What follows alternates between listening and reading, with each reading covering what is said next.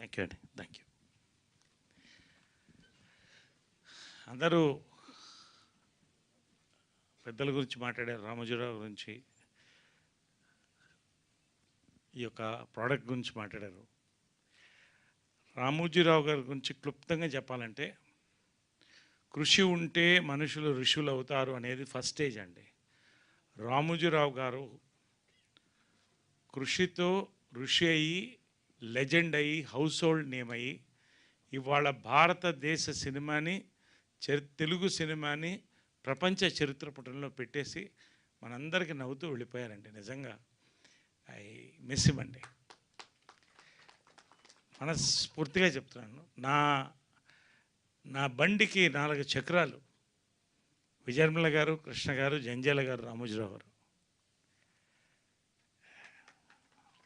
ఇంకంతకంటే నేను చెప్పలేకపోతున్నాను. పర్సనల్గా నా జీవితంలో చేసుకున్న పెద్ద అదృష్టాల్లో ఒకటేంటంటే, ఈ యొక్క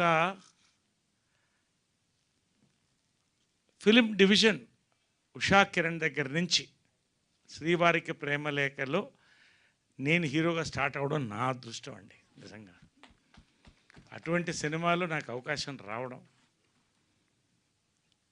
అప్పటి నుంచి ఇప్పటి వరకు కూడా ఆ కుటుంబంలో ఒకటినే నేను భావిస్తాను, వాళ్ళలాగా భావిస్తారు. అది నా పూర్వజన్మ సుకృతం అనుకుంటున్నాను, రామోజీరావు ఫ్యామిలీ అంతా కూడా.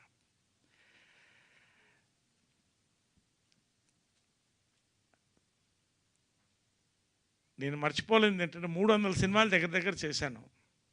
ఏ ప్రొడ్యూసర్ దగ్గర చూడలేదండి. ఆ రోజుల్లో ప్రియా పచ్చళ్ళు, సోమా కూల్ డ్రింక్స్ ప్రతి సంవత్సరం ఇంటికి వచ్చేసేది. అది ఎంత సంతోషం అంటే, ఒక ప్రేమ రామోజీరావు పంపించారు. కోవిడ్-19లో కోవిడ్ మందు అందరికీ పంచారండి ఆయన. ఇదంతా చాలామందికి తెలియదు. నేను సినిమాలు ప్రతి సంవత్సరం డైరీ వచ్చేది. కృష్ణ, విజయనిర్మల, నరేష్ 3 డైరీలు వచ్చాయి రామోజీ ఫిల్మ్ సిటీ. నేను కొంచెం డౌన్లో ఉన్నప్పుడు రాదేమో అనుకునేవాడిని, కానీ ఖచ్చితంగా వచ్చేదండి. అది రామోజీరావు. నిజంగా అండి, నా అదృష్టం ఆ కాంపౌండ్తో లింక్ అయ్యి. ఆయన గురించి ఒకటే చెప్తానండి, నాకు ఎనర్జీ కావాలనుకున్నప్పుడు ఆయనకి ఒక్కసారి బాపిరెడ్డి గారు ఫోన్ చేసి, పెద్ద ఆయన ఒక్కసారి కలవాలండి అని 5 నిమిషాలు కలిసి, కాళ్ళకు మొక్కపోతే ఒప్పుకోడు ఆయన. 5 నిమిషాల తర్వాత, సార్ నేను వెళతాను, యువర్ టైమ్ ఈజ్ వాల్యుబుల్ అంటే, అందరి టైం వాల్యుబుల్ అండి, మీకు నా టైం ఎంత వాల్యుబుల్, మీ టైం కూడా నాకు అంతే వాల్యుబుల్, కూర్చోండి మాట్లాడాడని. ప్రతి విషయం అన్నీ మాట్లాడుకుని తనివితేరా వచ్చేవాడండి. లాస్ట్లో ఆయన చెప్పింది ఏంటంటే, నా బ్రెయిన్, నా కాళ్ళు పనిచేసే వరకు పనిచేస్తూనే ఉంటాయి నరేష్ గారు అన్నాడు. అలాగే పనిచేశాడు ఆయన. నెక్స్ట్ ప్రాజెక్ట్ ఏంటని అడిగాను. లైఫ్లో నేను మర్చిపోలేను.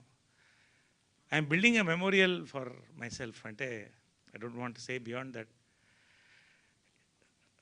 అసలు ఆ వ్యక్తి డెప్త్, ఎన్ని వేల కుటుంబాలనైనా ఇవాళ అన్నం పెట్టాడు, ఎంతమందిని ఎంటర్టైన్ చేశాడు, ఎంతమందికి న్యూస్ అందించారు.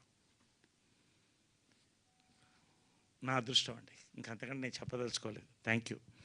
ఫైనలీ కమింగ్ స్ట్రైట్ టు విహారయాత్ర అండి, వీరాంజనేయులు విహారయాత్ర ఈటీవీ విన్ ఆగస్ట్